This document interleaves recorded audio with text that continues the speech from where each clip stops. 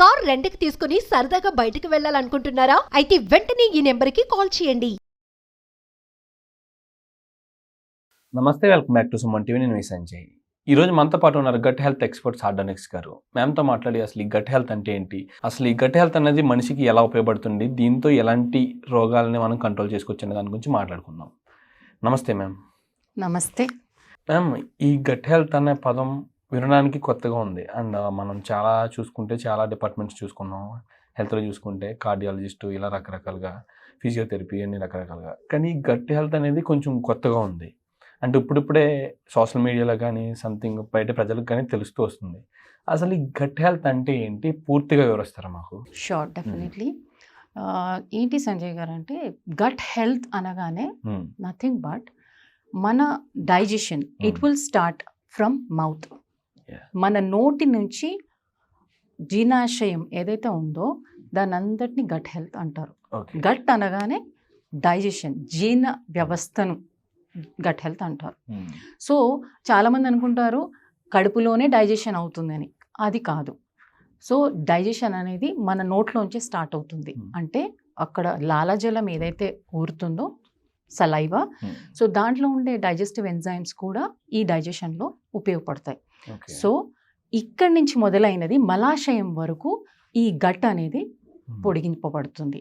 So చాలామందికి తెలియంది ఏంటంటే, సో ఈ గట్ హెల్త్ అనగానే జస్ట్ ఇట్ ఈస్ ఒక ఆర్గనే అనుకుంటాం. కానీ ఇది అన్నిటికంటే ప్రప్రదమైనది, ప్రాముఖ్యమైనదని మనం గుర్తించాలి. ఒక మన బ్రెయిన్ ఎవరన్నా మనం అడిగామనుకోండి ఏది మనకు ముఖ్యమైన ఆర్గన్ అన్నప్పుడు చాలామంది హార్ట్, బ్రెయిన్ అని చెప్తారు. సో అది ఈక్వల్గా ఇంపార్టెంట్. కానీ గట్ అన్నిటికంటే, అన్ని ఆర్గన్స్ కంటే ఇది ప్రప్రదమైనది. ఎందుకని చెప్తున్నానంటే ఎప్పుడైతే మన గట్ స్ట్రాంగ్గా ఉంటుందో, హెల్దీగా ఉంటుందో అప్పుడే మన మిగతా అవయవాలని స్ట్రాంగ్గా ఉంటాయి. అది మనం తెలుసుకోవాల్సింది. అండ్ మేము గట్ హెల్త్కి మన అవయవాలకి సంబంధం ఏముంది ఎగ్జాక్ట్లీ? ఏ విధంగా అంటే మనం తీసుకున్న ఫుడ్ని మన జీర్ణశయం ఏంటంటే మన స్మాల్ ఇంటెస్టైన్స్ అవ్వచ్చు, బిగ్ ఇంటెస్టైన్స్ అవ్వచ్చు, వీటిని అరిగించే శక్తిని ఇవ్వడం వరకే కదా వాటి చేసే పని. మన హెల్త్ అనేది గట్ హెల్త్ మీద ఎందుకు బేస్ అయి ఉంటుందంట? ఎందుకంటే there is a connection from brain to the gut. అంటే ఎక్కడైతే బ్రెయిన్లో ఉండే సెల్స్ని న్యూరాన్స్ అంటాం మనం. స్పెషలైజ్డ్ సెల్స్ అన్నమాట. ప్రతి ఆర్గన్లో ఉండే వాటికి డిఫరెంట్ నేమ్స్ ఉంటాయి. సో ఈ న్యూరాన్స్ ఏవైతే ఉన్నాయో అవి కూడా గట్ లైనింగ్లో ఉన్నాయి. అది చాలా మటుకు సైంటిఫిక్లో మనకు తెలియాల్సింది ఏంటంటే ఆ గట్ లైనింగ్లో మొత్తము ఎన్నో వేల కణాలు సంబంధించినవి, మెదడుకి సంబంధించినవి దాంట్లో ఉన్నాయి. సో కాబట్టి కోఆర్డినేషన్ అనేది మెదడుకి ప్లస్ గట్టికి జరుగుతుంది. సో అందుగురించే చాలా ప్రాముఖ్యమైనటువంటి ఆర్గన్ అని చెప్తాం మనం. సో హియర్ మనం ఇంకొక విషయం తెలుసుకోవాల్సింది ఏంటంటే ఏ ఆహారమైనా కంటికి సంబంధించిందైనా, మెదడుకి సంబంధించిందైనా తీసుకోవాలన్నా ఆహారం ఎందులోకి తీసుకుంటామంటే గట్లోకి. సో దాని ద్వారానే రక్తంలో ఎంటర్ అయ్యి అది సప్లై అవుతుంది. అది ఏది బాగుపడాలని. ఈవెన్ మన హెయిర్ చాలా చక్కగా పెరగాలి, ఇది ఒక ప్రోటీన్. సో అది పెరగాలి అన్నా కూడా మన గట్ చాలా స్ట్రాంగ్గా ఉండాలి, చాలా హెల్దీగా ఉండాలి. సో హియర్ గట్ అనగానే మనకి ఎందుకు ప్రాముఖ్యమైనదని చెప్పాలంటే దాంట్లో ఉన్నటువంటి గుడ్ బ్యాక్టీరియా, బ్యాడ్ బ్యాక్టీరియా రెండు ఉంటాయి మన జీర్ణకోశలు. సో అలాంటప్పుడు ఈ గుడ్ బ్యాక్టీరియా అంటే మైక్రోబయోమ్ అంటారు. సైంటిఫిక్గా వర్డ్ మైక్రోబయోమ్ అంటే ఎన్నో వేల రకాల ఈ క్రిమి కీటకాలు అంటే మైక్రో ఆర్గానిజమ్స్ అవి మొత్తం గట్లో ఉంటాయి. అవి ఉండడం వల్ల ఏంటి ప్రయోజనం అన్నప్పుడు కొన్ని హానికారకమైన ఉన్నాయి, కొన్ని ప్రయోజనకరంగా ఉన్నాయి.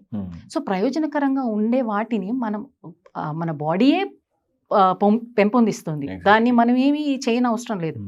కానీ దానికి ఇచ్చేటువంటి మనం తింటున్న ఆహారాల అలవాట్ల వల్ల వాటిని మనం స్ట్రాంగ్గా ఉంచుకోగలం. Exactly ma'am. అంటే అందులో మీరు బ్యాడ్ బ్యాక్టీరియా అంటున్నారు, అసలు అంటే మైక్రోబయోమ్స్ అంటున్నారు కదా సంథింగ్. ఇందులో కొంచెం మంచి చేసేవి ఉన్నాయి, చెడు చేసేవి ఉన్నాయి. ఇవి కోల్పోవడం వల్ల మనకి ఏమైనా ప్రమాదం ఉంటుందంటారా? సంథింగ్ మీరు అన్నారు కదా మనం తీసుకునే ఫుడ్ వల్ల వీటికి ఎఫెక్ట్ ఉంటుంది అని చెప్పేసి. యాక్చువల్లీ చూసుకుంటే యాజ్ ఎ బ్యాక్టీరియా వాటి వల్ల మనకి ఎంతవరకు ఉపయోగపడతాయి అంటారు? డెఫినెట్గా millions of micro organisms Hmm. ఏదైతే చెప్పానో దట్ ఈస్ కాల్డ్ మైక్రోబియం. అవి ఉండటం వల్ల మంచి బ్యాక్టీరియా ఏం చేస్తుందంటే మీకు కావాల్సినటువంటి అంటే ప్రాపర్ డైజెషన్ అవుతుంది. మీరు తిన్న ఆహారం డైజెస్ట్ కావాలంటే ఇవి గుడ్ బ్యాక్టీరియా పనిచేస్తాయి. ఓకే. సో మనం ఆహారపు అలవాట్లు సరిగా లేనప్పుడు అవి మన గట్లోంచి తొలగిపోయే అవకాశాలు ఉన్నాయి. So Okay. ఎప్పుడైతే ఈ మంచి బ్యాక్టీరియా బాడీలోంచి వెళ్ళిపోతుందో అప్పుడు జీర్ణ సమస్యలు స్టార్ట్ అవుతాయి. Okay. So first indigestion problem వస్తుంది, తర్వాత బ్లోటింగ్, తర్వాత అన్నం సరిగా అరగకపోతే ఏమవుతుంది, మళ్ళీ యాసిడ్ రిఫ్లెక్సెస్. ఓకే. ఇప్పుడు చాలా మంది కంప్లైంట్ చేసేది అవి. సో ఈ గుడ్ బ్యాక్టీరియా మనం ఎంతగా కాపాడుకుంటామో గట్లో, దాని ద్వారా మన డైజెషన్ చాలా బాగుంటుంది. దాని ద్వారా ఇతర ఆర్గన్స్ చాలా బాగా పనిచేస్తాయి. Exactly ma'am. And one thing, ఇవి గట్ హెల్త్ని క్యూర్ చేయాలంటే, అంటే ఒకవేళ గట్ హెల్త్ పాడై సంథింగ్ మీరు అన్నట్టుగా మైక్రోబియమ్స్ అని ఎఫెక్ట్ అయ్యి వాటి కౌంట్ తగ్గినా, లేకపోతే అవి ఎఫెక్ట్ అయ్యి టోటలీ చనిపోయినా మనకి ఎలాంటి చేంజెస్ ఉంటాయంటారు బాడీలో? యాక్చువల్గా మన గట్లో ఉన్న మంచి బ్యాక్టీరియా చనిపోకూడదు అన్నప్పుడు దానికి మనకు కావాల్సిన 2 పదార్థాలు ఏంటంటే, ఒకటి ప్రోబయాటిక్స్, ఇంకోటి ప్రీబయాటిక్స్ అంటాం. ప్రో అండ్ ప్రీ అన్నప్పుడు ప్రోబయాటిక్స్ అనేవి చాలా లైవ్ బ్యాక్టీరియా. అంటే మనం కర్డ్ తినడం, ఇప్పుడు పాలు పెరుగుగా మారడానికి కావాల్సిన లాక్టోబాసిలస్ ఎలా ఉందో అలా మనం లైవ్ బ్యాక్టీరియాని పంపిస్తాం ఓకే. ఆ ఫుడ్ ద్వారా. ఓకే. సో అలాంటప్పుడు ఆ బ్యాక్టీరియా చాలా సస్టైన్ అవుతుంది. సో ఈ ప్రీ బ్యాక్టీరియా అన్నప్పుడు మనం దానికి ఆ గట్టికి కావలసినటువంటి ఆ గుడ్ బ్యాక్టీరియాకి కావాల్సిన ఫుడ్ కూడా మనము అరేంజ్ చేయాలి. ఎలాంటి ఫుడ్స్ తింటే అంటే ఫర్మెంటెడ్ ఫుడ్స్ అంటాం. సో అలాంటివి తినటం వల్ల మన గట్ అదే మంచి బ్యాక్టీరియాని ఎలాగూ అది రీటైన్ చేసుకుంటుంది, ఎలాగూ అది వెళ్ళిపోవు మన బాడీలోంచి. అండ్ మేము అబ్సల్యూట్లీ ఒకవేళ ఈ గట్ హెల్త్ పాడైతే సంథింగ్ మీరు అన్నట్టుగా మీరు అన్నట్టుగా లైవ్ బ్యాక్టీరియాని ఒక ఫుడ్ రూపంలో మనం పంపించాలంటున్నారు. అండ్ అలా కాకుండా సంథింగ్ మెడిసిన్స్ కానీ సంథింగ్ ఇవేమీ లేవా మన గట్ హెల్త్ని క్యూర్ చేసుకోవడానికి, లేకపోతే సంథింగ్ హెల్తీగా ఉంచుకోవడానికి? యూజువల్గా ఇప్పుడు అంటే అది లాస్ట్ స్టేజ్లో వస్తాయి. When the situation is really bad. కానీ యాక్చువల్గా మనము చెప్పాల్సింది ఏంటంటే మన ఆరోగ్యం మన చేతుల్లోనే ఉంది. సో గట్ రెస్టరేషన్ అనేది మన పెద్ద పని ఏం కాదు. చాలా మంది అనుకున్నారు అది మెడిసిన్స్ వాడే అంత అవసరం లేదు. న్యాచురల్గా మన ఇంట్లోనే ఉన్నటువంటిది. ఇంకోటి భారతదేశంలో ఉన్నటువంటి మన ఫెసిలిటీ ఏంటంటే ఎవ్రీథింగ్ ఈస్ గెట్టింగ్ స్పైసెస్ కానీ అది ఏదైనా సరే మనము ఫ్రెష్గా వేసుకుంటాం. సో చాలా మటుకు అలాంటివి హోమ్లీ ఫుడ్స్ కానీ అలాంటివి ఇంకల్కేట్ చేసుకోవడం వల్ల డెఫినెట్గా మన గట్ హెల్త్ పాడవుతుంది అనేది సమస్య లేదు. ఇంకోటి అది అంతగా బ్యాడ్గా అయిపోయిన దాన్ని కూడా మనం రెస్టోర్ చేయవచ్చు న్యాచురల్ పద్ధతిలోనే. So instead of going for medicines, antibiotics ఇలాంటివి ఎక్కువ వాడడం వల్లనే గుడ్ బ్యాక్టీరియా మన బాడీలోంచి తొలగిపోతుంది. సో అది కాకుండా చూసుకోవాలి. Absolutely ma'am. అండ్ మేజర్గా ఈ గట్ హెల్త్ బాగోకపోతే మేజర్గా మనిషికి వచ్చే డిసీజెస్ ఏంటి? Yeah sure, this is a good question Sanjay garu. Gut health ఒకసారి పాడైపోతే అంటే గట్ హెల్త్ సరిగా లేనప్పుడు మీకు కాన్స్టిపేషన్ ప్రాబ్లం వస్తుంది. So constipation nowadays many people talk about it. So అది ఎందుకు వస్తుందో వాళ్ళకి తెలియదు. సో మనకి లోపల ఉన్నటువంటి లైనింగ్ కానీ ఆ మూమెంట్స్ కానీ బవల్ మూమెంట్స్ అంటాం, అవన్నీ సరిగా జరుగుతున్నప్పుడు అది ఆ డైజెషన్ కూడా అదంతటా అదే చాలా చక్కగా జరిగించుకుంటుంది. ఎందుకంటే బ్యాక్టీరియా తోడ్పడుతుంది లాస్ట్ వరకు. వేస్టేజ్ అంతా బయటకు వెళ్ళిపోయే వరకు ఈ బ్యాక్టీరియా గుడ్ బ్యాక్టీరియా ఏదైతే చెప్పానో అది తోడ్పడుతుంది.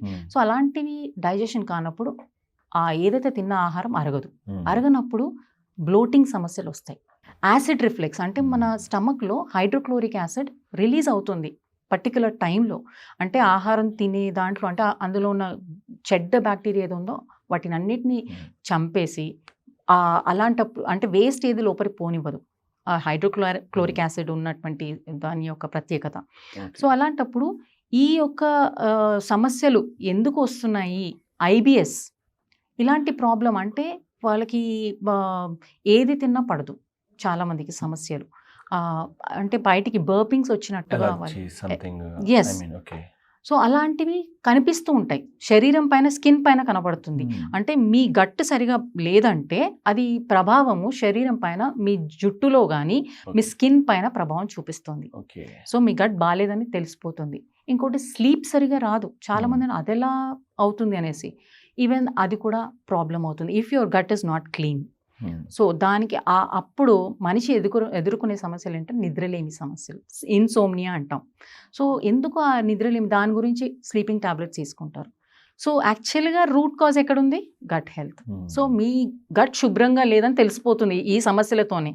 మనం సిమ్టమ్స్ చెప్పగానే ఏంటి సమస్య ఎక్కడుందని మనము కనిపెట్టగలుగుతాం.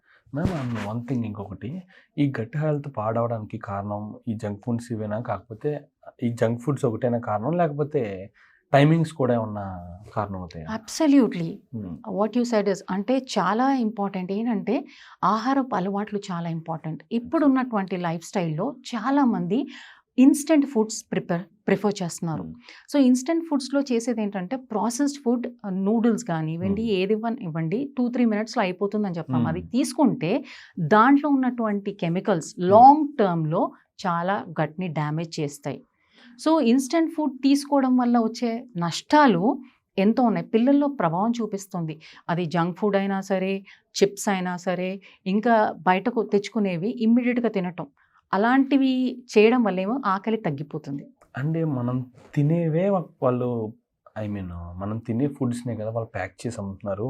మనం రోజు తినే పొటాటోనే చిప్స్లా తయారు చేసి కొంచెం క్రంచీగా తయారు చేసి ప్యాక్ చేసి మనకు అందిస్తున్నారు. దాన్ని తినడం వల్ల ఏమవుతుందన్న ఆలోచన చాలా మందిలో ఉంది.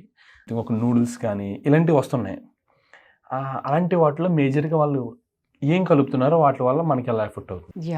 ఒకటి మనం తెలుసుకోవాలంటే ప్రాసెస్డ్ ఫుడ్ అనగానే మనకి న్యాచురల్లో ఉన్నదానికి సగానికి సగం 70% అది పోతుంది, దానిలో ఉన్న న్యూట్రిషనల్ వాల్యూ తగ్గిపోతుంది. కాబట్టి ఇప్పుడు పొటాటోనే అనుకుంటాం, పొటాటోని యాజ్ ఇట్ ఈస్ తినడం వేరు, దాని ప్రాసెస్ గుండా వెళ్ళినప్పుడు ఎన్నో టెంపరేచర్స్ గుండా వెళ్తుంది, డీప్ ఫ్రై గురించి వెళ్తుంది, దానిలో డిఫరెంట్ మసాలాలు వాడతారు. అలాంటి వాడినప్పుడు ఎంఎస్జి మెయిన్ మోనోసోడియం గ్లూటామేట్, అది ఏంటి టేస్ట్ ఎన్హాన్స్ చేస్తుంది. పిల్లలు అదే ఎక్కువ ఇష్టపడతారు, మనం వండుకునే దాంట్లో అలాంటి టేస్ట్ రావు.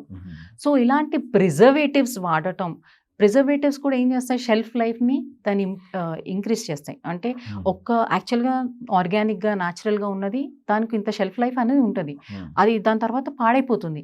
కానీ ఇప్పుడు దాన్ని ఇంకా ఒక నెల రోజుల పాటు ఉండేదాన్ని 2 నెలలు 3 నెలలు 4 నెలలు వచ్చేలాగా చూసుకున్నప్పుడు ఏమవుతుంది, దాంట్లో ప్రిజర్వేటివ్స్ వాడతాం. ఐ మీన్ బ్రెడ్ మీరు తీసుకోండి, బ్రెడ్ తయారు చేస్తారు, ఇంతకుముందు బ్రెడ్ 3 days 4 daysకే పాడైపోయేది, అది వచ్చేస్తుంది ఫంగస్ అనేది.